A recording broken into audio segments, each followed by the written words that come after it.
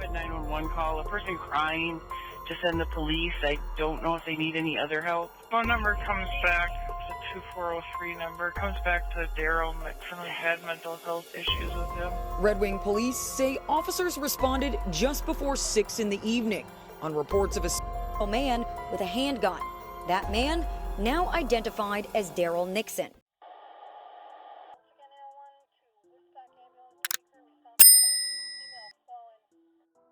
Just 55 miles southeast of Minneapolis is the city of Red Wing, Minnesota.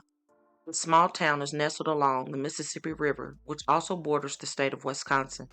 This cozy town has a rich history with beautiful scenery that draws many tourists to the area.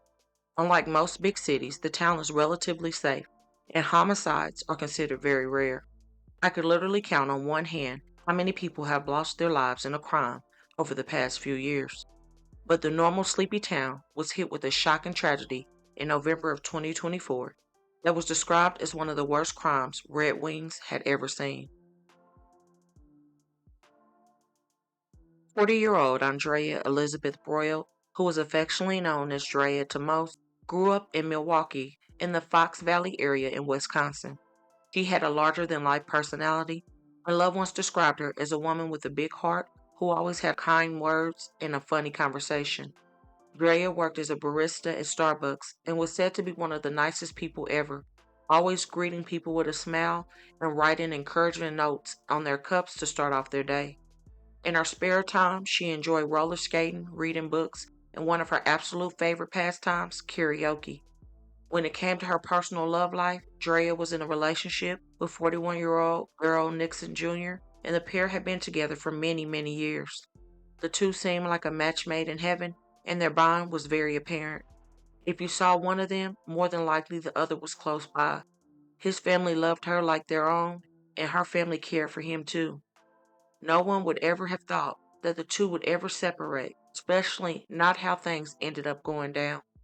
On November 17th, around 4:30 p.m., Andrea and Darryl would stop over at his mother's house to pick up Sunday dinner. Both appeared to be in good spirits at the time, and once they left, the couple headed home. Not even 15 minutes would pass, and Darryl's mother got a disturbing call from her son that left her completely mortified. Around this time, it was a little before 5 p.m. when 911 received a call from Darryl too. He was crying on the phone with the operator and asking for police to come to his home on the 1000 block of Putnam Avenue in Red Wing. Darryl, who appeared to be crying, was in distress, saying he wanted to take his own life. Police arrived and knocked on the door several times, and Darryl, who police say was armed, opened the door.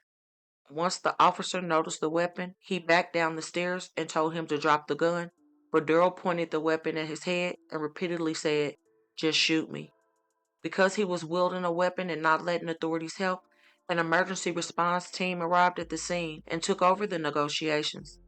Darryl continued to yell from the top of the steps for an officer to shoot him and proceeded to fire one round up in the air. An emergency response team member fired a less lethal round at him, and he then retreated into his home.